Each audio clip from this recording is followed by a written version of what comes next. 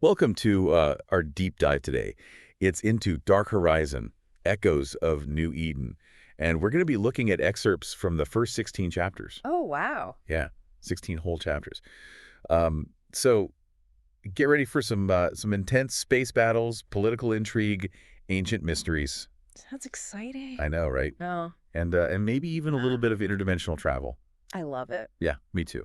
I'm already hooked just from reading the first few chapters. Yeah, and it's really cool how Dark Horizon is set in the EveOnline universe, which Yep. is a massive online game. Right. And it's known for its complex player-created stories. Yeah. So it really makes you wonder how much of what we're reading is actually drawn from real events in the game. Right, like how much is fiction Yeah. and how much is like based on actual things that happen. Exactly. It adds like a whole other layer to it. It does. Okay, so let's start with our main character. Okay. This is Captain Aaron Taranis, and she commands the Haven, which is a Turin-class freighter.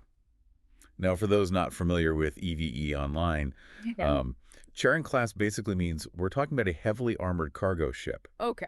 So this thing is designed to haul really valuable goods through dangerous space. So think of it as like a flying fortress. I like it. Right.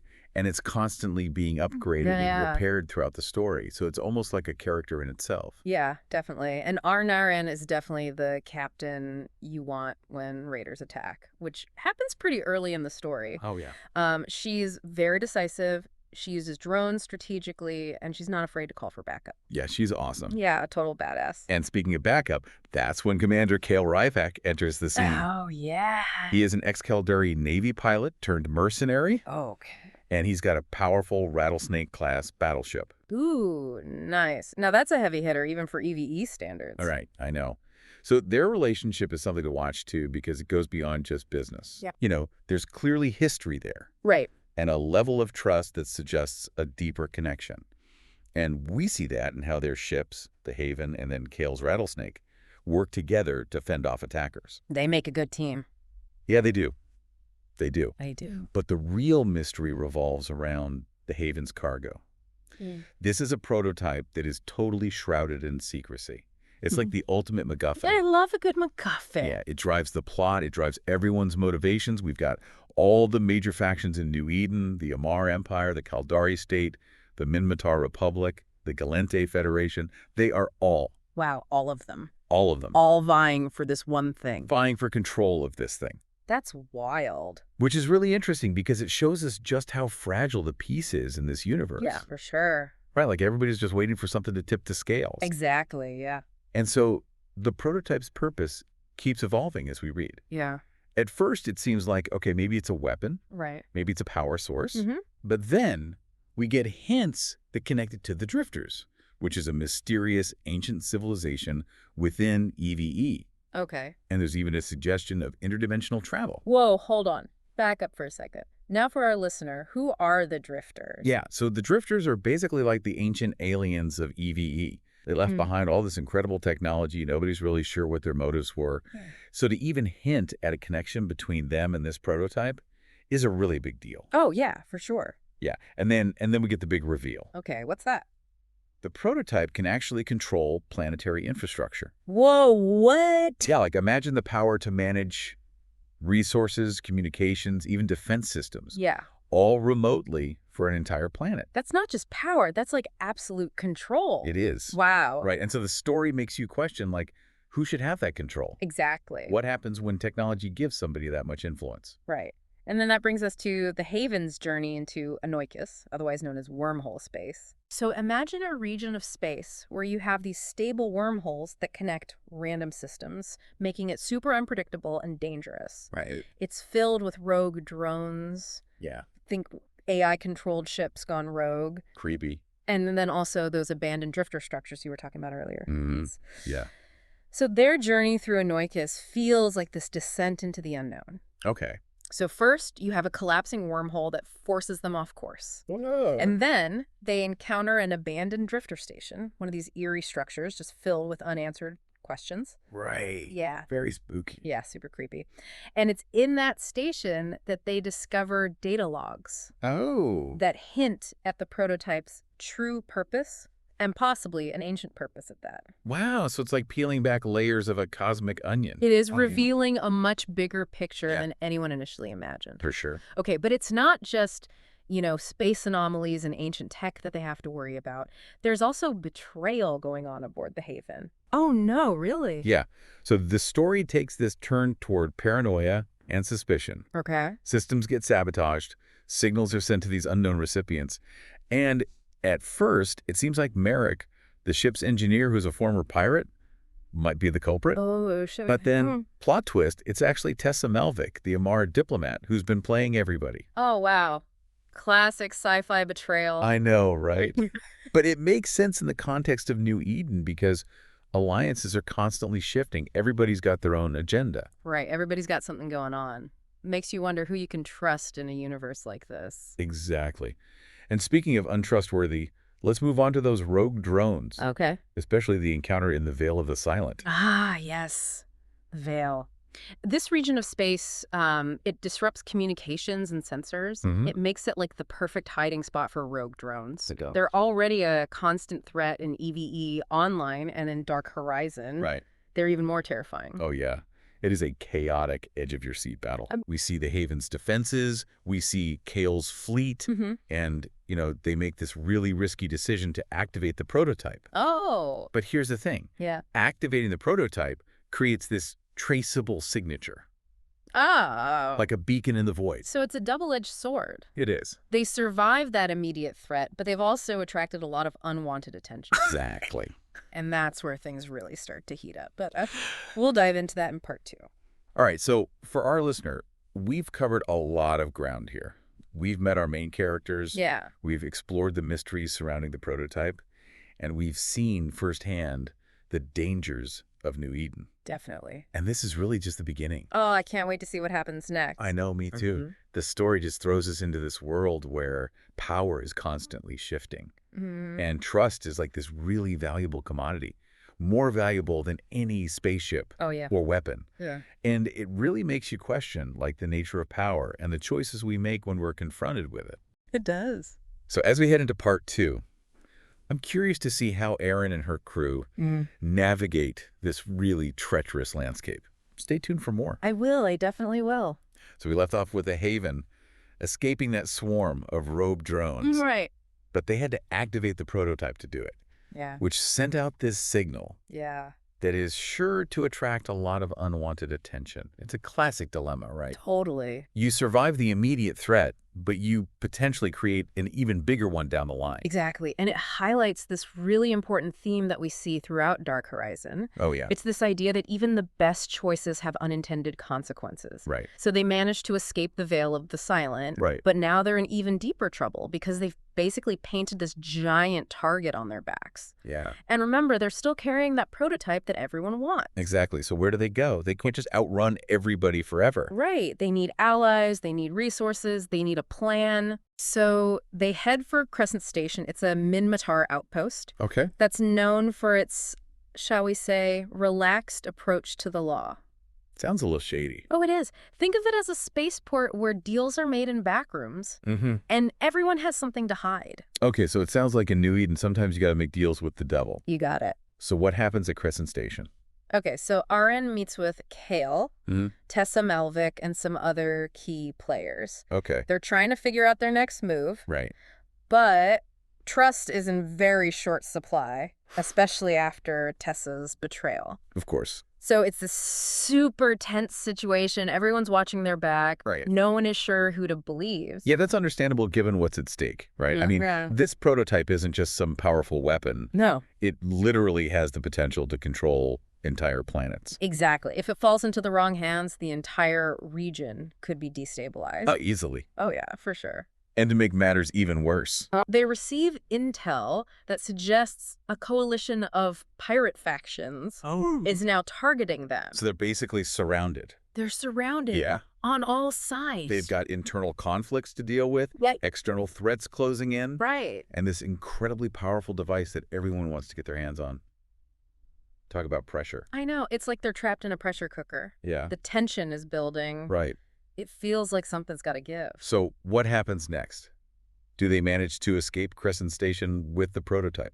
Things get even more complicated Of course they do. when Curran, the ship's security officer, discovers something huge. What's that?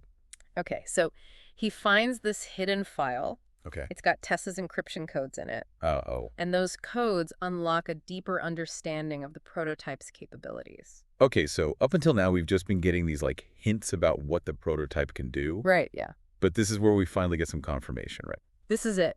The file confirms that the prototype can actually control planetary infrastructure remotely. Whoa, so that's like communications, Everything. resource allocation, defense systems, the whole shebang. Everything. Imagine the chaos if that kind of power fell into the wrong hands. Oh my gosh. Yeah. It's almost unimaginable. Like a single device Yeah. that's capable of controlling entire planets. It raises so many ethical questions. I know, right? Like, can any individual or group be trusted with that level of control? Mm-hmm. What kind of safeguards should be in place? Right. I mean, I don't even know. It's a tough one. Yeah. Heavy stuff. Yeah, and those questions are really at the heart of Dark Horizon. Mm-hmm. You know, as the characters are trying to figure out what to do with the prototype, how to keep it out of the wrong hands, they're also forced to confront these larger implications Yeah. of its very existence. So it's not just about survival anymore. It's about, like, the future of New Eden. It's a huge responsibility. So how do they handle it? Like, do they find any answers? Well, they make this really daring escape from Crescent Station, Okay. but they're immediately pursued by the Amar, Figure. who are determined to capture the prototype. Of course. And they find themselves navigating this crazy region of space called the Inferno Belt. The Inferno Belt, that sounds tense. Well, it is. It's filled with these asteroid fields and volatile gases. So it's this desperate attempt to shake off their pursuers and buy themselves some time. So they jump from one dangerous situation to the next. You got to admire their resilience, though. You do? But I'm guessing the Amars aren't going to give up that easily. Oh, no. And to make matters worse, Oh, no. the Amars have deployed a dreadnought. Yeah, come on, a dreadnought. Yeah. Those things are huge. Massive. It's a warship capable of obliterating their entire fleet. So they're outmatched, outgunned, and running out of options. Pretty much. It's like a classic David and Goliath scenario. How do they possibly survive this? Well, they can't outrun a dreadnought. No. So Aaron makes a super daring decision to split the fleet. Okay, how does that work? Okay, so Kale uses his rattlesnake as a decoy, Okay. drawing the Amar away, while the Haven actually confronts the dreadnought directly. It is a bold move. Very bold. It's a total long shot. Yeah. But they're desperate, and they have one more trick up their sleeve. Let's hear it. They overload the prototype, creating this massive EMP blast that cripples the dreadnought systems. So they basically fry the dreadnought's electronics with this supercharged EMP. Exactly. Clever. This seems like every time they use this prototype, it's like this gamble It is. with huge risks and rewards. I mean, it saved them this time, but Right. what kind of consequences is this going to have down the line? That's the question, isn't it? I mean, they bought themselves some time, but they've also created another traceable signature. And who knows what other unforeseen consequences might arise from overloading such a powerful device. It's a temporary victory, but they're far from safe. They are not safe. In fact, they've just entered the most dangerous game of all. Ooh, okay. Well, I guess we're going to have to find out what that is in part 3. You will. All right, listeners, stay with us for the final part of our deep dive. We're about to uncover the final layers of this complex and thrilling story.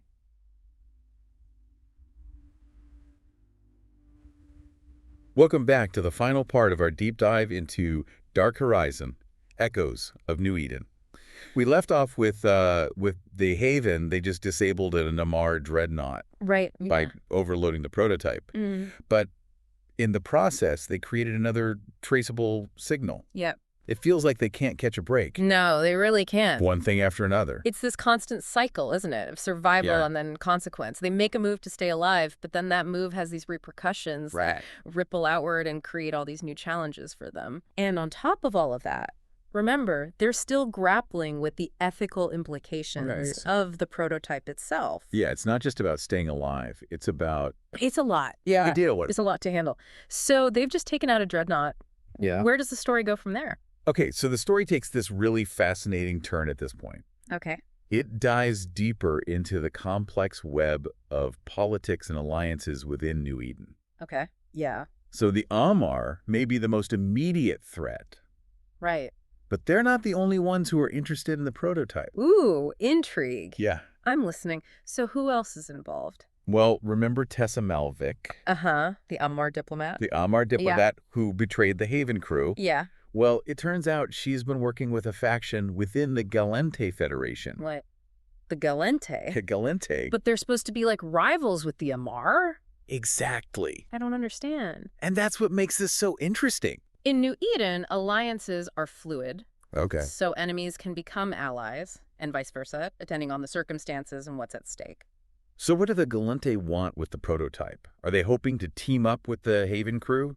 Not quite. What they really want is access to the prototype's technology. Okay. They see it as a way to shift the balance of power in their favor, Yeah. potentially give them an edge over the Amar. Mm. And Tessa, with her knowledge of the prototype and her connections within the Amar Empire, is a key player in their plan.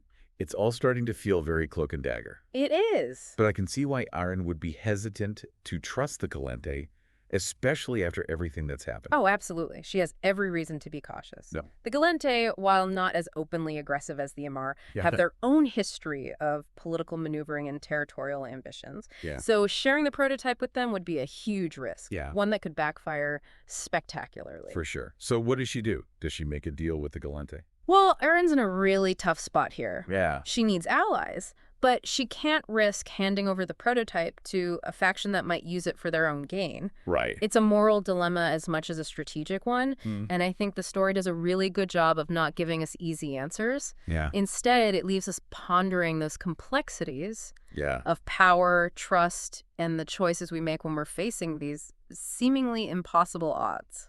Sounds like Dark Horizon isn't afraid to tackle some really big questions. No, it doesn't. Even within, the framework of a space adventure story. It's true, and it does it in a way that's really engaging and thought-provoking. Yeah. So the ending is a little bit of a cliffhanger. Oh, no, come on. I know. So no happy ending tied up in a neat bow. Not this time.